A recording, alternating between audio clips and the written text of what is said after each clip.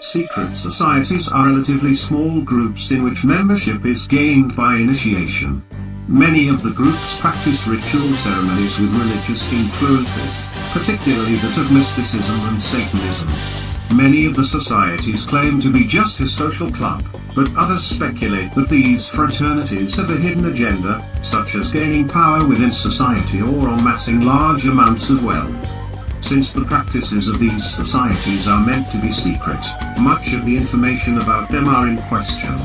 The rumors that circulate about these secret societies lead many to form conspiracy theories and hypotheses about their internal motives. The most common hypotheses and theories are 1. Plans for starting a new world order, and 2. Deceiving the majority of population to gain power and wealth.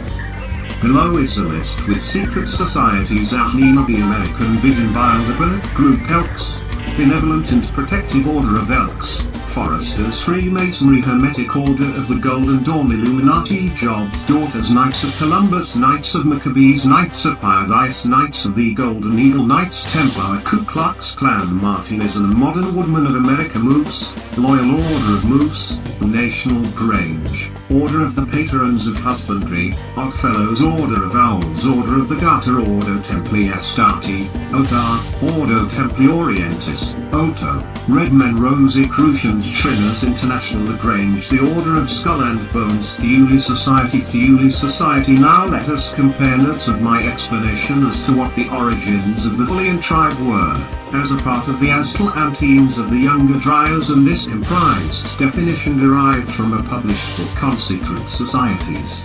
Now remember, my information comes from the terraforming ship's logs. I never referred to any internet sources for my information on the Thule except when pertaining to their association to the Naga of India. I shall point out that though the novel's information is fragmented with very little actual details or items for reference, my information is much more in-depth with details that coincide with many researchers' leads but never managed to complete the trails and connect the leads as I have, showing that managed to go beyond the information scientists have been gathering since the early 18th century without ever referring to any of their research documents. What conclusion does that leave you to help explain this unsolved mystery? Imagine pissing me off, a guy with access to something like that might find a person abducted and left in a crop circle. I'm Antarctica, dedicated to the rebirth of Aryan, Teutonic supremacy, the resurrection of Nordic mysticism, and the defeat of Christianity. The Thule Society prepared the path for the advent of the master race. During the late 19th century, Cyrus Reed Teed, a former Union Army Medical Corps physician, claimed a civilization inhabited the concave inner surface of Earth. Teed made a religion of his discoveries and changed his name to Koresh, the Hebrew equivalent of his given name, Cyrus. As the Messiah of Koreshanity, he formed a church and founded a community on a 300-acre tract in Florida in 1894. He lived there with about 250 followers until 1908. In 1871, the occultist Edward Bulwer-Lytton's novel The Coming Race stirred imaginations around the world with an account of the subterranean master race who used the vril force to sustain their secret Hollow Earth empire. Extraterrestrial in origin, superior to everyone above or below the soil of Earth, the ancestors of the Aryans have monitored the growth of the surface nations. In the eclectic cosmology that made up Nazi occultism, Ultima Thule was the capital of Hyperborea, the land of the super beings who inhabited the Hollow Earth. The Thule Society was founded in 1910 by Felix Nieidner, the German translator of the Eddas, Old Norse poems from the medieval manuscript Codex Regius, written sometime in the 13th century. The Munich branch of the society was established in 1918 by Baron Rudolf von Sebottendorf, Rudolf Clare, who while living in Istanbul in 1910 had formed a secret society that combined esoteric Sufism, Freemasonry, and the creed of the Hashashin. In 1912 Sebottendorf returned to Germany, where he became a member of a secret anti-Semitic lodge known as the Order of Teutons.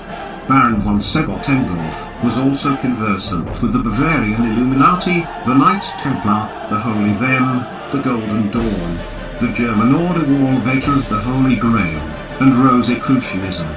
Baron Rudolf may have borrowed some concepts and rites from such groups, as well as the Theosophists and various Hermetic schools, but certainly his group, like many other German secret societies, placed special emphasis on the innate mystical strength of the Aryan race. Helena Blavatsky had listed the 6 root races: the Astral, Hyperborean, Lemurian, Atlantean, Aryan, and the coming Master Race. The Germanic/Nordic/Teutonic people were of Aryan origin, and perhaps by forming a group named after the gateway to the other worlds, Ultima Thule, Baron Rudolf sought to demonstrate to supermen in the Hollow Earth the Thule Society's earnestness to please. The Hyperboreans, the master race in the Earth's interior, usually remain aloof from the surface dwellers, but thousands of years ago they did colonize certain regions of the planet and left such people as the Celts, the Norse, Bretons, Spaniards, and Portuguese with an infusion of certain of their extraterrestrial memories in their minds and evidence of their Rh-negative blood types in their genetic transfer. Those human witnesses who claim to have encountered representatives of the elder race describe them as humanoid, but extremely long-lived, and say they give evidence of predating the human species by more than 1 million years. In 1920 the Nazi Party was created by the Thule group. The Thule Sonnenrad, sun wheel, was used as inspiration for the Nazi flag and symbol. Hitler and his inner circle had a firm belief in Atlantis and in the superior race that had withdrawn from the surface world and prospered within the Hollow Earth. These ancient masters, who were likely extraterrestrial in origin, continued to monitor the new race of surface dwellers and from time to time had given humankind a boost up the evolutionary ladder. They were closely observing the Earth nations at this time to determine which people they would invite to inherit their wealth of technological knowledge. The Nazis were determined that it would be the German people who would become the heirs of the master race. So great was the Nazi belief in the supermen who dwelt in the Hollow Earth that in April 1942 Nazi Germany sent out an expedition composed of a number of its most visionary scientists to seek a military vantage point in the Hollow Earth. Although the expedition of leading scientists left at a time when the Third Reich was putting maximum effort in their drive against the Allies, Göring, Himmler, and Hitler are said to have enthusiastically endorsed the project. Steeped in the more esoteric teachings of metaphysics, the few had long been convinced that Earth was concave and that a master race lived on the inside of the planet. The Nazi scientists who left for the island of Rügen had complete confidence in the validity of their quest. In their minds, such a coup as discovering the opening to the inner world would not only provide them with a military advantage, but it would go a long way in convincing the masters who lived there that the German people truly deserved to mix their blood with them in the creation of a hybrid master race to occupy the surface world. The extravagant effort to make contact with the Hyperboreans was unsuccessful. In his book Shambhala, author and adventurer Nicholas Reddick writes of his curiosity about the universality of the legends of the Underpeople. You recognize the same relationship in the folklores of Tibet, Mongolia, China, Turkestan, Kashmir, Persia, Altai, Siberia, the Ural, Caucasia, the Russian steppes, Lithuania, Poland, Hungary, Germany, France, from the highest mountains to the deepest oceans. They tell you how the people clothed themselves in subterranean mountains.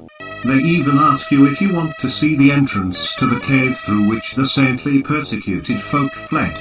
Throughout the world, Reddick emphasizes, one hears the same wondrous tale of the vanished holy people. Great is the belief in the kingdom of the subterranean people.